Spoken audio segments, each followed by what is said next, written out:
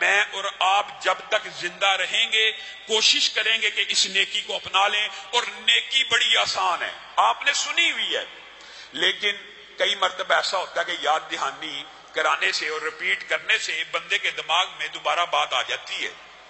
اور وہ نیکی کیا ہے؟ نبی کریم صلی اللہ علیہ وسلم نے مسلمانوں کو یہ حکم دیا، اپنے آپ کو پاک کرو، اپنے آپ کو صاف کرو، اپنے آپ کو طاہر کرو، اپنے آپ کو پکیزہ کرو۔ آج آپ بیماریوں میں مبتلا ہیں، سائنسدانوں نے کہہ دیا 20 سیکنڈ کے لیے ہاتھ دھونے ہیں، ہر بندہ مومن ہے مسلم ہے وہ بھی دھو رہا ہے، لیکن جب رسول اللہ صلی اللہ علیہ وسلم نے کہا اپنے جسموں کو پاک کرو، کس سے؟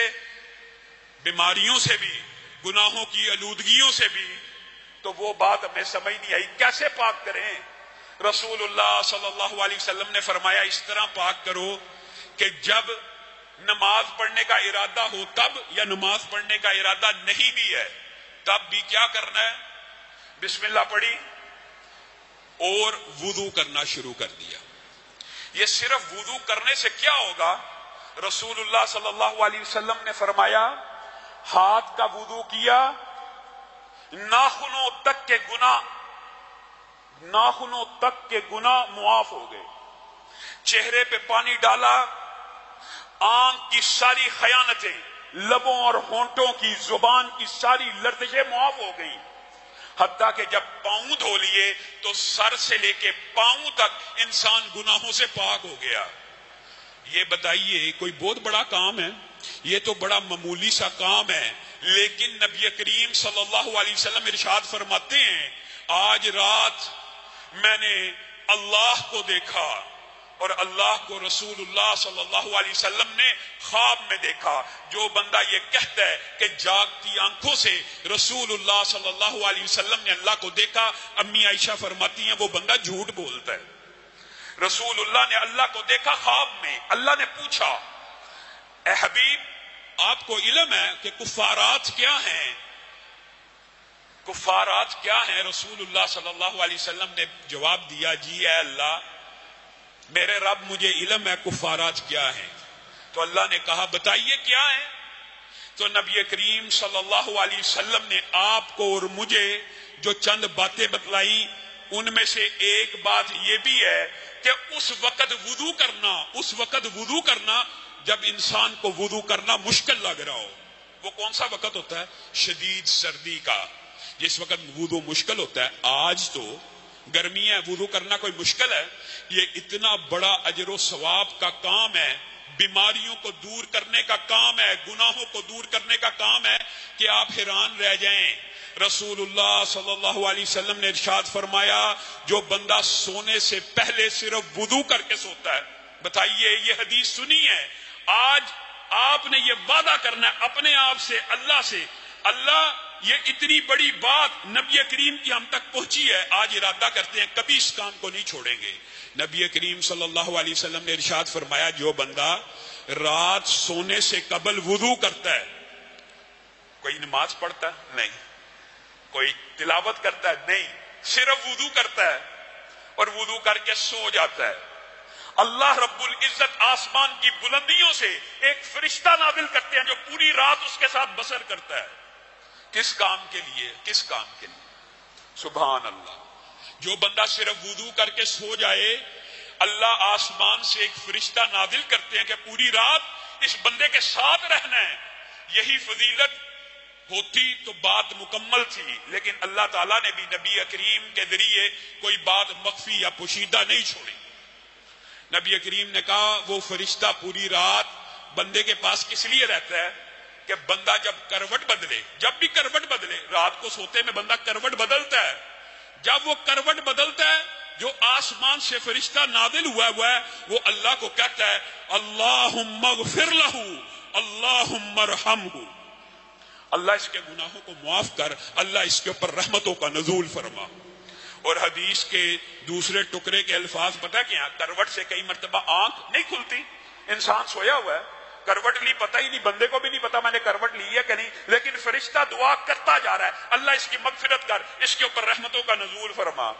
اور پھر حدیث میں کیا آتا ہے کہ کبھی ایسا بھی ہوتا ہے کہ بندے کی آنکھ کھل جاتی ہے، سوتے میں اچانک آنکھ کھل گئی، جیسے ہی آنکھ کھلی کروٹ نہ بھی لی ہو فرشتہ دعا شروع کر دیتا ہے، اللہ اس نے وضو کر کے، بتائیے رسول اللہ صلی اللہ علیہ وسلم کو، آپ کو، اب بتائیے صرف وضو کرنا اس کا اجر و ثواب کیوں ہے؟ آپ نے یہ بات نوٹ کی ہے کیوں ہے؟ کیونکہ میں نے اور آپ نے اس نیت سے وضو کیا ہے کہ ہمارے نبی نے حکم دیا ہے، بس کوئی لاجک نہیں، کوئی منطق نہیں، کوئی فلسفہ نہیں، جو رسول اللہ کہہ دیں وہ بطور علت ہمیں علم ہو جائے تو ٹھیک ہے، پتہ چل جائے کہ اس کی حکمتیں کیا ہیں، اور حکمتیں بھی محدثین نے بیان کر دی ہیں کہ بیماریوں سے دور کرنے والا، گناہوں سے دور کرنے والا، صرف آنکھ کھلی ہے فرشتہ دعا کر رہا ہے، اسی پر بات بس ہو جاتی ہے اور بات مکمل ہے۔ لیکن نبی کریم صلی اللہ علیہ وسلم نے اس سے بھی ایک عظیم بات کی ہے۔ بندہ سویا ہوا ہے، وضو کر کے سویا ہے، آپ لوگ اکثر پوچھتے ہیں ہماری دعائیں قبول نہیں ہوتی، ہماری دعائیں فوری نہیں سنی جاتی۔ ایک آسان ترین کلیہ، ایک ہی کلیے کے اندر فرشتے کی صحبت، ساری رات فرشتہ آپ کے ساتھ رات بسر کرے گا، صرف بسر نہیں کرے گا، ساری رات جب بھی آپ ہلیں گے کروٹ لیں گے آپ کی مغفرت کی دعا کرے گا، جب بھی آنکھ کھلے گی آپ کی مغفرت کی دعا کرے گا۔ تین باتیں۔ اور چوتھی بات کیا ہے؟ جس وقت آنکھ کھل گئی اور انسان اپنی یہ ٹریننگ کر کے سوئے کہ وضو میں سو رہا ہوں، اگر آنکھ کھل گئی اللہ نے موقع دے دیا تو اللہ کے سامنے لیٹے لیٹے ہی چند گزارشات پیش کر دوں گا۔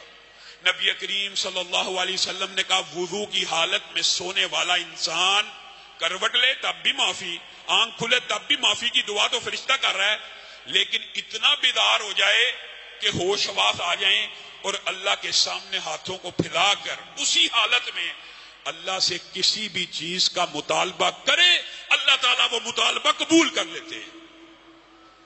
بتائیے رسول اللہ نے کوئی بات ادھوری چھوڑی ہے؟ رسول اللہ کہہ رہے ہیں کہ وہ مطالبہ پورا ہو جاتا ہے۔ رسول اللہ سے زیادہ سچی بات کسی کی ہو سکتی ہے؟ کون ہے جو کہتا ہے میری دعا نہیں قبول ہوتی؟ آج ہی ارادہ کرے وضو کر کے سوؤں گا، 2-3-4 دن کے بعد ایسی رحمتوں کا نزول ہوگا، تیسرے چوتھے دن آپ خود اندازہ کر لیجئے، تجربہ کر لینا، آج سے ہر روز رات سونے سے قبل یا سحری کرنے کے بعد جب سونا وضو کر کے سو جائیں، اللہ کی قسم کھا کے کہتا ہوں صرف 3 یا 4 راتوں کے بعد آپ کی آنکھ کھلا کرے گی اور اللہ تعالیٰ آپ کو موقع دے گا کہ اپنے رب سے کچھ مانگ لو، اور جو مانگو گے مل جائے گا، جو مانگو گے مل جائے گا۔ صرف وضو، ہم نے وضو کو کیا سمجھا؟ نبی کریم صلی اللہ علیہ وسلم نے ارشاد فرمایا جو بندہ وضو کر کے گھر سے نکلتا ہے اللہ کی ضمانت میں آ جاتا ہے، اللہ کے ذمے میں آ جاتا ہے، اور آپ حیران رہ جائیں گے۔ صحیح مسلم کی حدیث آپ نے سنی ہوئی ہے، ترمذی کی روایت کے اندر الفاظ کچھ زیادہ ہیں۔ صحیح مسلم کی روایت کیا ہے؟ جس بندے نے وضو کر لیا، کس طرح کا وضو کرنا؟ جیسے رسول اللہ صلی اللہ علیہ وسلم نے مجھے اور آپ کو سکھلایا ہے۔ میرے بھائیو یہ بات بڑی اہم ہے کہ رسول اللہ صلی اللہ علیہ وسلم نے جیسے سکھلایا ویسے کرنے کا فائدہ ہے۔ امام مالک کے پاس ایک بندہ بار بار آ کے یہ سوال کرتا تھا، خیر یہ بات لمبی چوڑی ہو جائے گی، یہ بات انشاءاللہ پھر کبھی بیان کریں گے کہ رسول اللہ کے بتائے ہوئے کے اوپر ہی عمل کرنے کا فائدہ ہوتا ہے، ورنہ انسان کوئی عمل اس لیے بھی کرنا شروع کر دینا کہ فلاں نے بتایا ہے، فلاں نے بتایا ہے، میں اس لیے یہ عمل کرتا ہوں، اور اس کی سند رسول اللہ سے نہیں پہنچی، تو اس کے بارے میں بھی محدثین کے جو اقوال ہیں آپ کے سامنے رکھیں گے۔ مختصر ایک بات رکھ کے اپنی بات کو آگے بڑھاتا ہوں۔ میرے بھائیوں، رسول اللہ صلی اللہ علیہ وسلم نہیں چاہتے میرے امتی جنت میں چلے جائیں؟ چاہتے ہیں نا؟ رسول اللہ کا یہ خواہش ہے نا، حریص علیکم بالمؤمنین رؤوف الرحیم ہے۔ ہم سب کا یہ عقیدہ ہے کہ رسول اللہ سے زیادہ امت پہ رحم کرنے والا کوئی نہیں ہے۔ سب کا عقیدہ ہے یا نہیں ہے؟ جب یہ عقیدہ ہے تو رسول اللہ نیکی کا کوئی کام، عبادت کا کوئی کام بتائے بغیر دنیا سے چلے گئے معاذ اللہ۔ یہ فکر اور سوچ درست کیجئے کہ میرا مولوی میرا زیادہ ہمدرد ہے، وہ باتیں بتا رہا ہے جو معاذ اللہ رسول اللہ کو بھی علم نہیں تھی۔ رسول اللہ نے نیکی کا ہر کام، عبادت کا ہر طریقہ مجھے اور آپ کو بتلا دیا ہے۔ اب جو جی چاہے جس کا وہ چاہے جو مرضی دعوے کرتا رہے کہ میں بڑا مخلص ہوں، میں یہ عبادت کا طریقہ بتاتا ہوں، میں یہ نیا طریقہ عبادت کا بتاتا ہوں، میں یہ نیکیاں حاصل کرنے کا۔ یاد رکھیے عبادات صرف وہی قابل قبول ہیں جن کے اوپر مہر نبوت موجود ہو، کیونکہ عبادات توقیفی ہیں۔ عبادات توقیفی سے مراد یہ ہے کہ کوئی بھی عبادت بندہ اپنی مرضی سے نہیں کر سکتا۔ کیونکہ رسول اللہ صلی اللہ علیہ وسلم کی مہر موجود ہوگی تو وہ عبادت قابل قبول ہوگی۔ اس سے برعکس دنیاوی معاملات کے اندر ہر چیز مباح ہوتی ہے، ہر چیز جائز ہوتی ہے، الا یہ کہ رسول اللہ کسی چیز سے رکنے کا حکم دے دیں۔ یہ بات پھر طویل ہو جائے گی، مختصر آپ نے یہ سمجھنا ہے کہ عبادات صرف وہی منظور ہیں جن کے اوپر مہر نبوت ہو، اور دنیاوی معاملات صرف وہی منع ہیں جن سے رسول اللہ نے روکا ہو، ورنہ ہر چیز جائز ہے دنیاوی معاملات کے اندر۔ اور عبادات کے اندر ہر چیز جائز نہیں کہ 2 سجدوں کی جگہ 3 کروں گا، 3 کر کے دیکھ لے نماز بھی قبول نہیں ہوگی، 2 رکعتوں کی جگہ 3 پڑھوں گا، نہیں قبول ہو سکتی۔ جہاں پہ رسول اللہ عبادات کا طریقہ بتلا رہے ہیں تو رسول اللہ نے یہ فرما دیا، جس نے وضو کیا کیسا؟ جیسے میں محمد صلی اللہ علیہ وسلم نے تمہیں سمجھایا ہے۔ صرف وضو کرنے کے بعد کیا کہنا ہے؟ کتنا چھوٹا جملہ میرے بھائیو۔ ایک تو وضو کی عبادت، وضو عبادت ہے، کیوں رسول اللہ نے کہہ دی ہے، ورنہ تو آپ کو صرف لگے گا کہ صفائی ہو رہی ہے، لیکن اس کو اختیار کر کے دیکھیے، زندگی کے اندر انقلاب آ جائے گا۔ رسول اللہ صلی اللہ علیہ وسلم نے فرمایا وضو کرنے کے بعد اگر کوئی بندہ یہ کہ اشہد اللہ الہ الا اللہ واشہد ان محمد عبدہ ورسولہ، اور ترمذی شریف نے، ترمذی کے اندر یہی حدیث بعض الفاظ زائد کے ساتھ ہے، اور اس کی سند کے اوپر کچھ ائمہ کا اختلاف ہے کہ اللہم اجعلنی من التوابین وجعلنی من المتطہرین پڑھنا یا نہیں پڑھنا، لیکن یہ حدیث صحیح مسلم کے اندر موجود ہے کہ جو بندہ صرف یہ کہے اشہد ان لا الہ الا اللہ واشہد ان محمد عبدہ ورسولہ وضو کرنے کے بعد، تو جنت کے 8 دروازے کھول دیے جاتے ہیں اور کہا جاتا ہے جس سے جی چاہے داخل ہو جا۔ یہ وضو کی عبادت، اتنی آسان عبادت۔